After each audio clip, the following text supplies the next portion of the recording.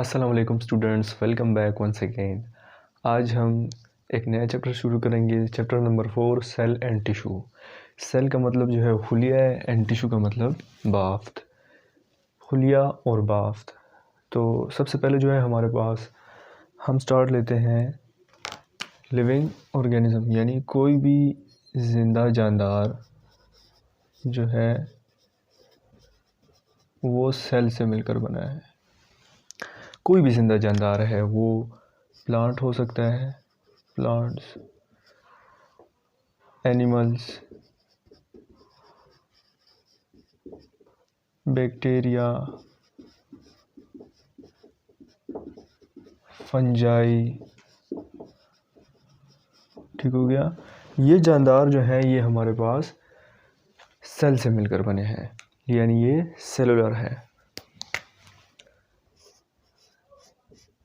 Cellular है ये जानदार। सेल, इनकी बॉडी जो है, इनका जिस्म जो है सेल से मिलकर बना है। फिर सेलुलर जानदारों में जो है हमारे पास वो जानदार जो यूनिसेलुलर होते हैं, यूनिसेलुलर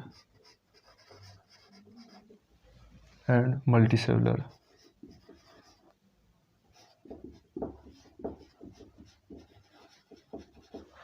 यूनिसेलुलर जानदार वो जानदार होते हैं जिनका जिस्म जो है वो सिर्फ़ एक सेल पर मुश्तमिल होता है, यानी वो सिर्फ़ एक ही सेल से मिलकर बने होते हैं। यानी इनकी एग्जांपल में जो हमारे पास बैक्टीरिया और अमीबा आते हैं, ये यूनिसेलुलर जानदार होते हैं। और मल्टीसेलुलर जानदार जो हैं वो हमारे पास वो जानदार होते हैं, वो ऑर्गेनिज़म्स जो बहुत सारे सेलों पर मुश्तमिल होते हैं, जिनका जिस्म जो है बहुत सारे सेल से मिलकर बना होता है।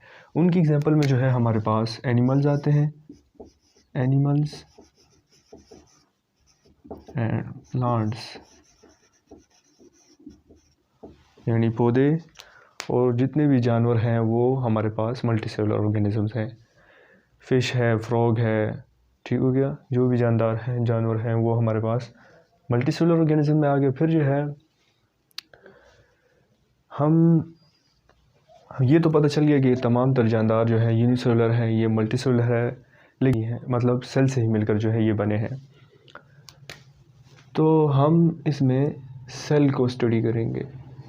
इस चैप्टर में जो है हम बेसिकली सेल को स्टडी करेंगे, ठीक हो गया, कि सेल के अंदर कौन सी ऑर्गेनेलीज है, उनका क्या क्या फंक्शन है,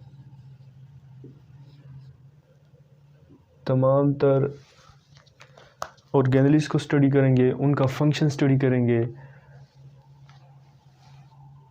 लेकिन हमें सेल जो है वो अपनी आई से नज़र नहीं आता, मतलब हम उसे वैसे ही अपनी आंख से नहीं देख सकते। हमें नज़र नहीं आता कि आपने अपनी आंख पर कोई ग्लास या कुछ लगाया ना हो, तो वैसे ही आप अपनी आंख से उसको नहीं देख सकते सेल। तो ये जो है वो बहुत छोटा होता है, वेरी वेरी स्मॉल, बहुत छोटा होता है सेल, ठीक हो गया। तो सेल को देखने के लिए जो है हम माइक्रोस्कोप यूज़ करते हैं। माइक्रोस्कोप जो है वो एक इंस्ट्रूमेंट है जो हम इस्तेमाल करते हैं बारीक खुरदबीनी जानदारों को देखने के लिए, ठीक हो गया। तो माइक्रोस्कोप के बाद तो माइक्रोस्कोप तो ठीक हो गया, लेकिन माइक्रोस्कोपी क्या चीज़ है फिर? माइक्रोस्कोपी जो है the use of microscope to see very minute living organisms is known as microscopy. जब हम माइक्रोस्कोप के ज़रिए छोटे छोटे माइन्यूट यानी बारीक जो नज़र ना आते हो आपको अपनी आंख से, तो जब आप उसके अंदर उनको देखते हैं लिविंग जानदारों को, तो वो हमारे पास माइक्रोस्कोपी कहलाता है। मतलब आप जब देखते हैं माइक्रोस्कोप में तो वो उसे हम माइक्रोस्कोपी कहते हैं। फिर जो है हमारे पास पहला जो है ज़ेचारियस जेनिसन, ये हमारे पास एक साइंटिस्ट थे। इन्होंने जो है एक सिंपल सा माइक्रोस्कोप बनाया था। मतलब वो सिर्फ एक ट्यूब सी थी। It was a tube with lenses at each and, it magnification from 3x to 9। उनकी जो माइक्रोस्कोप था उनका वो माइक्रोस्कोप एक ट्यूब थी, इस किस्म की एक ट्यूब थी, और उस ट्यूब के एक एंड पर भी लेंस लगा हुआ था, मतलब ये भी एक लेंस था और ऊपर भी एक लेंस लगा हुआ था। ठीक हो गया।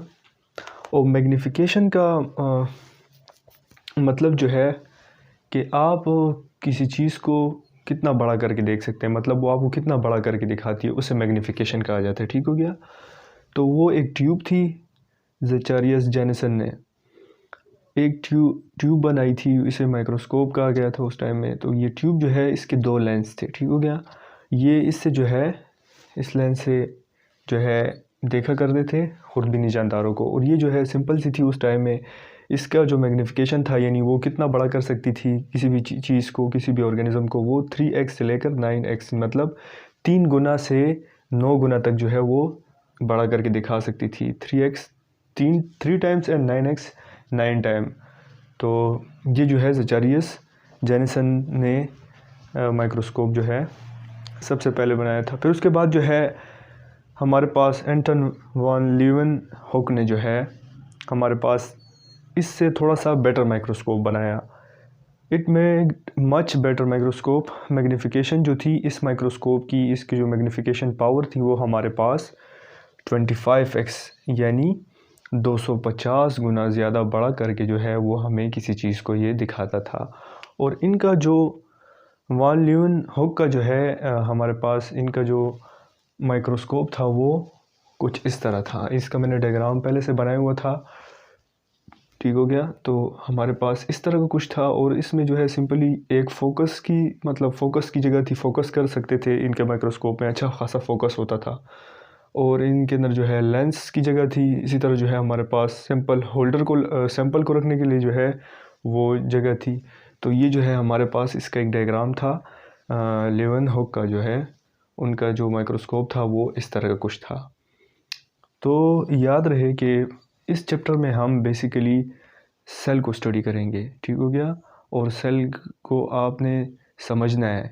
ठीक हो गया। और उसकी ऑर्गेनेलिस को भी समझना है मुकम्मल तौर पर। अगर आप एक सेल को समझ गए तो यकीन माने आपको बायो आसान हो जाएगी, बायो की अच्छी तरीके से आगे आपको समझ आएगी। लेकिन अगर आप एक सेल को नहीं समझे तो यकीन माने फिर आगे आप घूमते रहेंगे, लेकिन आपको बायो की समझ नहीं आएगी, क्योंकि ये बेसिक्स लेवल्स हैं। ठीक हो गया। मैं 9 से इसलिए स्टार्ट ले रहा हूँ ताकि ये बेसिक चीज़ें हैं ये समझ आ जाए, फिर आहिस्ता आहिस्ता आगे हम सेल को डीपली स्टडी करते जाएंगे। ठीक हो गया। तो सेल के अंदर जो ऑर्गेनेलिज हैं ये तमाम तर चीज़ें आपने सीखनी है और समझनी है। तो उम्मीद है आपको इस लेक्चर की अच्छे तरीके से समझ आई होगी। तो खुश रहें, और अगले लेक्चर में जो है हम रेजोल्यूशन और मैग्नीफिकेशन का जो है वो टॉपिक डिस्कस करेंगे। अल्लाह हाफिज़।